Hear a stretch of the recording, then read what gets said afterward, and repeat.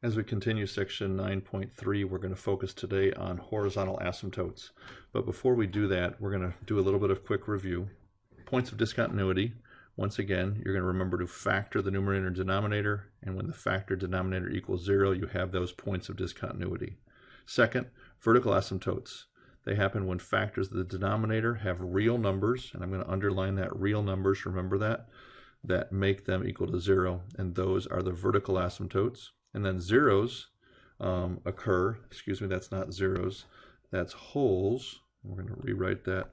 Wholes are going to occur when the factors in the numerator and denominator cancel. Okay? So as we have those three basic ideas of points, vertical asymptotes, and wholes as we do that. Now, moving through, we're going to look now at horizontal asymptotes. And how do we know what the shape of the graph looks like when the function is not just y equals k over x. Remember, y equals k over x either looks like that if the k value is positive, okay, or it's going to look like this if the k value is negative. Now, that's kind of standards that we're going to work with, but we have a lot of other possibilities we could run into, and that's what we're going to look at today in dealing with horizontal asymptotes and whatnot concerning them. All right. Here's the basic three ideas that we're going to focus on today. And we need to kind of memorize these three ideas. A graph can have at most one horizontal asymptote. And we have three possible scenarios. The first one is the degree of the numerator is less than the degree of the denominator. If that's the case, the horizontal asymptote is 0. All right? The degree of the numerator is less than the degree of the denominator. So that would mean that would look something like this. Y equals x over x squared plus 1. Notice the degree of the numerator is 1, the degree of the denominator is 2. And so this would have a horizontal asymptote of 0. All right, second scenario, the degree of the numerator and denominator are equal to each other. This is going to be any number of possibilities. That could be x squared minus 4 over 3x squared minus 4. And here we would look at the numbers that are in front of the highest degree coefficient. Those are 1 and 3. And so our horizontal asymptote will be the value 1/3.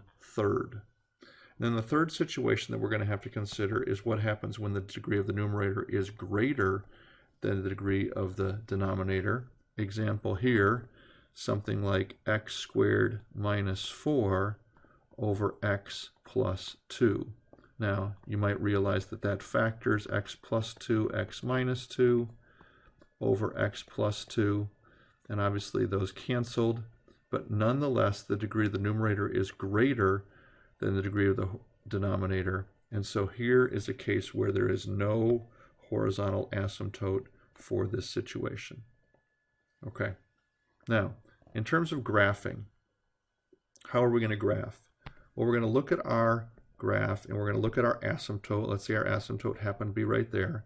And we want to try a point on the left-hand side and another point on the right-hand side. And that will tell us where the graph is going to land. And let's say our point on the left happens above the horizontal and on the right it happens below. Then the graph is going to look something like so. If we have a different graph, say the horizontal asymptote is up here and the vertical asymptote is there, and we try a point that's a little bit to the left of our graph, and let's say it ends up down here, that means that's going to look something like so. And we try a point to the right of our asymptote and it happens about right there, then it's going to look something like that. So it could be any number of parts. It's still going to have that basic inverse variation idea, but the location of that point is going to determine which way that graph curves. Second, if we have a hole on one side or the other, we're going to make sure we find the value of x and y for that point specifically. Now, if we have a hole on a graph, let's just once again draw a random horizontal asymptote and a random vertical asymptote. And let's say we have a hole at the value x equals -2. And the value ends up being up here when we plug that value in. The way we graph this is we're going to draw it like so, but when we get to that hole, we're going to put a little open circle, and then we're going to continue it like so. And that's what a hole is going to look like. So say we plotted a point over here to the left of this asymptote and ended up down here, and that point also happened to be a hole. We would put a little open circle there, which means we go up to that, but then we don't touch it and we just jump over it, much like we talked about potholes the other day. And then finally, remember that your resulting equation may or may not have vertical asymptotes, may or not may have holes, or it may not have horizontal asymptotes, and you're just going to have to graph all those resulting things by kind of trial and error. Okay, so let's say we have a parabola, and that parabola has a hole right here. Okay, so that parabola is going to have a little open circle right there at that hole, and then it's going to jump over that circle and continue. Let's say we have a line, and the line looks like that, but there's a hole right in the middle of the line at a certain value. Well, then we're going to put a little circle at that hole. So that's what a hole is going to look like. It may not have a horizontal, may not have a vertical, but you're going to graph those holes, and you have to be very specific with the values of those holes, giving an X and Y coordinate for the specific holes that we have on each of our graphs. All right, so that's kind of our overview. I hope that helps. And now I want to look at some specific examples as we move forward. I have 6 examples here that are going to focus on horizontal asymptotes. So we're going to mainly be comparing the degree of the numerator and the degree of the denominator. On this first one in the top left, I'll call it A. The degree of the numerator is 0. The degree of the denominator is 1. So since the degree of the denominator is greater than the degree of the numerator, okay, when we look at the numerator over the denominator is greater. That means we are going to have a horizontal asymptote, and that value is going to be y equals 0. Okay, let's look at B. Here we have x plus 1 over 3x minus 6. The degree of the numerator divided by the degree of the denominator, well, those two degrees are both 1, so the degrees are the same. So we have a horizontal asymptote at the value a over b. And let me highlight the values of a is 1, the value of b is 3. So our horizontal asymptote is going to be the value 1/3. A little bit unique to graph, but it is possible. Our third one, the degree of the numerator is 1. The degree of the denominator is 2. So here we have a denominator with a larger degree than the numerator again. So here our horizontal asymptote, since the denominator has a larger degree than the numerator, is going to be 0. Let's look at our fourth one, D. Our degree of the numerator and the degree of the denominator are the same. They are both x squared. So since those degrees are the same, we're going to focus on the coefficients in front of those degrees. That's 3 and 1. So in this case, we do have a horizontal asymptote, and that horizontal asymptote has the value 3 over 1. So our value is going to be y equals 3. For E, we have a degree in the numerator of 1, a degree in the denominator of 3. So obviously the degree in the denominator is larger than the degree in the numerator. So because it's larger in the bottom, that means our horizontal asymptote is going to be at 0. For F, the degree of the numerator is 2 because it's x squared minus 3x minus 10. I just gave you this in factored form. The degree of the denominator is 1, so we have degree of 2 over degree of 1. And maybe you realize that these two cancel. So since the degree of the numerator is larger than the degree of the denominator, okay, the numerator degree is larger than the denominator, and in this case, horizontal asymptote, the answer would be none. Okay?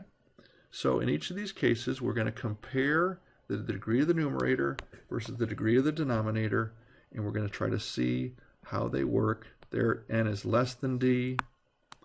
Here, n is equal to d. Here, n is less than d. Over here, we have n is equal to d. Here we have n is less than d. And here we have n is greater than d. So as we compare those key factors that is what's going to tell us whether or not the horizontal asymptote is 0, a number a over b, or have no asymptote at all. So hopefully that helps us with horizontal asymptotes. Now that we know how to find them, let's talk about how we put all this together from yesterday and today, and let's graph a couple different small graphs. Here's our first one in example 2. Now from yesterday's information, by now you realize that you're going to have to factor these. So as we factor this is going to be x minus 2 divided by x minus 4 over x minus 2.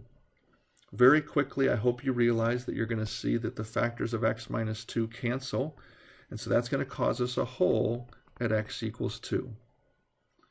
Whenever we have a whole, we want to find the specific value of that whole, and so we're going to put in the value 2 back into the function, and our new function is 1 divided by x minus 4. So that's our new function that we're going to be working with once it's canceled. When you put in the number 2, you get 1 over 2 minus 4, or 1 over negative 2. So the answer is 1/2 negative. So that's going to be a whole as we graph it on a later point. Now, our vertical asymptotes. Our vertical asymptotes are going to be coming from the value x equals 4, because that's the value that we have that causes the denominator to be equal to 0, and the value 2 is a whole. And then our horizontal asymptotes, we're going to come back to the original problem, and we're going to focus on the degree of the top and the degree of the bottom. The degree of the bottom is larger, so our horizontal asymptote is 0. So we're going to draw this horizontal asymptote of 0, a vertical asymptote of positive 4, 1, 2, 3, 4. And now we have 4 different quadrants in which we have to figure out where our graph's going to lie. Well, first we can start with our whole. That's the value 2 comma negative 1/2. So 2 comma negative 1/2. I'm going to put an open circle there, and that tells us that the quadrant down here, which we kind of would call the third quadrant, is where our graph is going to lie, and so that graph is going to look something like this. Since we know we are in that quadrant, there we go. Now, we need to try a point that's greater than 4, so I'm going to try the value 5, and I'm going to say, hey, when x equals 5, what is the value of y? So we're going to put that 5 value back up in here, 1 over 5 minus 4, okay, that's 1 over 1, so that's the value 5 comma 1. That's not a whole, so I'm going to put a solid dot there, and we have our sketch, and there it is, very simply. This one happened to end up in the first and third quadrants. Now you may have realized that because we ended up with 1 over x, but that's how you make sure, just in case. All right, let's look at our next one.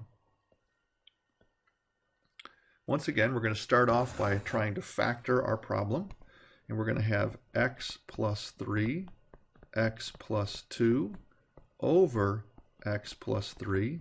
Once again, we do have a whole at x equals negative 3. So let's quickly find that value, negative 3 comma blank. Our new resulting problem is going to be x plus 2 over 1. So it's just y equals x plus 2. Well, maybe you realize, as I do, that when you plug negative 3 into x plus 2, you get a negative 1. And so when we graph our problem later, we're going to find that's our value. Vertical asymptotes, the numerator is greater than the denominator, okay? The numerator is greater than the denominator, so vertical asymptotes, none. Horizontal asymptotes, where are they going to occur? Excuse me. Vertical asymptotes, because they canceled, are going to be none. Horizontal asymptotes, because n is greater than d, are also going to be none, because the numerator is larger than the denominator. So let's graph x plus 2. Well, that's just a line. So we have starting at 0 with a slope of 1. So we're going to go up here as a slope of 1, and going down with a slope of 1 as well. And then we need to remember at negative 3 comma 1, we do have a whole. So I'm going to put a hole there. I'm going to put an open circle there, signifying our whole in our problem. All right, let's come down to our next one. Here we're going to have to factor once again. So as we factor this problem, we know we have 2x and x. To get a 5 in the middle, I'm going to put a 3 there and a 1 there. It's both pluses. Factor in the denominator, x minus 1, x plus 1. Very quickly, I'm sure as you see as I do, that the x plus 1's cancel, so that gives us a whole at x equals negative 1. Our new function is 2x plus 3 over x minus 1, so 2 times negative 1 plus 3 over negative 1 minus 1. That's negative 2 plus 3 or 1 over negative 2. So my point is negative 1, negative 1/2, and we'll use that point in a little bit to graph our parts. Here we have the degree of the numerator, degree of the denominator are the same. So I'm going to focus on the 2 and the 1, and my horizontal asymptote will have the value y equals 2. And my vertical asymptote, I have a denominator here, x equals 1, so that's my vertical asymptote at x equals 1. Let's sketch these out. X equals 1. Horizontal asymptote, y equals 2. So here we have a situation where it's a little bit above the line, the x-axis, which is no big deal. We have the point negative 1, 1, negative 1/2, so we can plot that point, negative 1, negative 1/2, and that's an open circle there. And then we can draw the rest of the graph around that open circle. Remember, it's going to approach your asymptotes from both sides. We now have to wonder, is it going to be in the top of the next quadrant or the bottom of the next quadrant? And I want to emphasize that it doesn't necessarily have to be one or the other. It could be either one. And so the only way to really find that out is going to be to try a point. Easy point to try would be 2 or 3 or anything like that. I'm going to try the point 2. So 2 times 2 plus 3 over 2 minus 1. That's 4 plus 3 over 1. That's 7 over 1. So we have the point 2 comma 7. So 2 comma 7 is going to be up there. And so the other half of my graph is very simply going to be just like so with the horizontal asymptote. So let's kind of go back and review. Here we had a horizontal asymptote of 0, and down here we have a horizontal asymptote of 2. There's really no difference. You're going to try a point on either side of the asymptote to see what quadrant your curve is going to lie in. And in some cases, you may not have curves. It may just end up being a normal line or a parabola or something like that. So hopefully this has been helpful to help understand how we're going to find horizontal asymptotes, vertical asymptotes and holes, and then graph with those resulting functions.